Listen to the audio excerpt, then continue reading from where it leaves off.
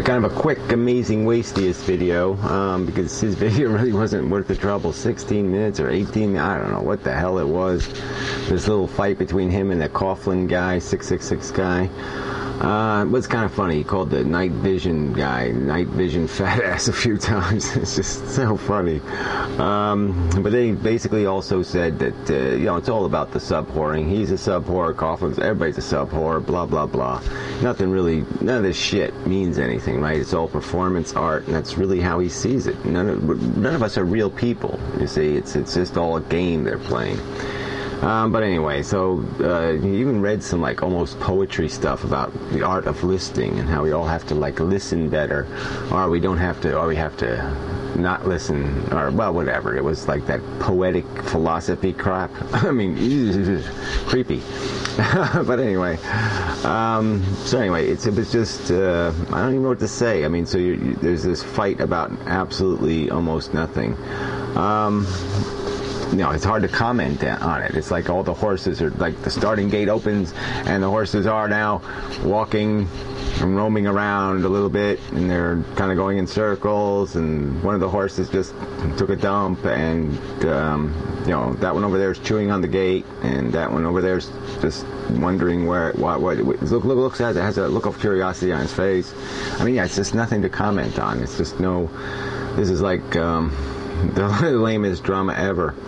So anyway, the bottom line is the Coughlin guy basically pointed out the obvious, that the Amazing Atheist tactics and techniques are bullshit. I mean, it's just useless crap. He's not accomplishing anything, and the Coughlin guy basically defended the fact that he had this conversation with this Christian guy, and it was rather constructive from his point of view. And so anyway, it was just kind of stupid. So what was I going to say about that? Yeah, and so the Amazing Atheist just responded with, well, no, I've pwned the shit out of people. Look, I made a couple of little girls run away. And he thinks his argument made 4 rocker to you, or whatever, 2 rocker for them, whatever. He thinks he made her run away. His argumentation was so brilliant, that's what made her run away. No, TJ, it was your lousy fucking fan base of shitheads who fuck on anybody who dares to say anything against you. Newsflash. Okay, that's nothing about you. It has to do with your capacity to harass the hell out of people. You played that game with those stupid white nationalist nutballs. Stirred up all kinds of shit with your goddamn attack minions. So fuck you. Your arguments are okay. They're not brilliant. They're not the greatest arguments ever made on the subject. And the only way you can, your claim of victory is just kind of lame in that context, especially when you're talking about who you're attacking, which are, the vulnerable, the semi-weak, coming from a weak position.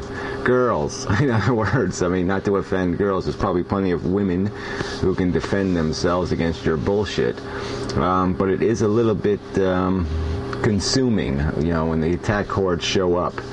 So fuck you, stupid lame argument. And that's probably enough.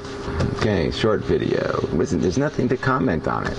I will point out, just make a little quickie on to Tommy and the whole legalized marijuana thing. And it's sort of good, that the judge in the case in California about the doctor, he's basically going to look over and see what Obama's new policy is going to be with his Justice Department, and it might work out for this guy, which is great. I mean, he might get sentenced to a fine or something instead of prison, which would be excellent. But this whole legalization thing ain't going to happen until the people who want or advocating for it have to give society something. I mean, I keep making this point, nobody gets it.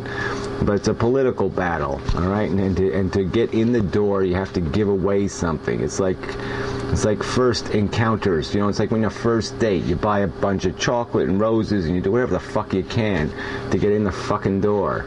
And you have to play that game. You're going to have to seduce conservative America into thinking they're getting something in the bargain. Getting a bunch of potheads driving trains and planes isn't what they're looking for. So until you come up with something like, random drug testing or some other thing to protect society from a bunch of potheads, you're not going to sell it to conservative America, all right? It's just not going to happen. So, fail. I guess that's all I can say. What can I say? State by state. So it's going to be a long battle. But it's, you know, better than it was anyway, right? I mean, if you can get the medical marijuana legalized, at least that's the foot in the door.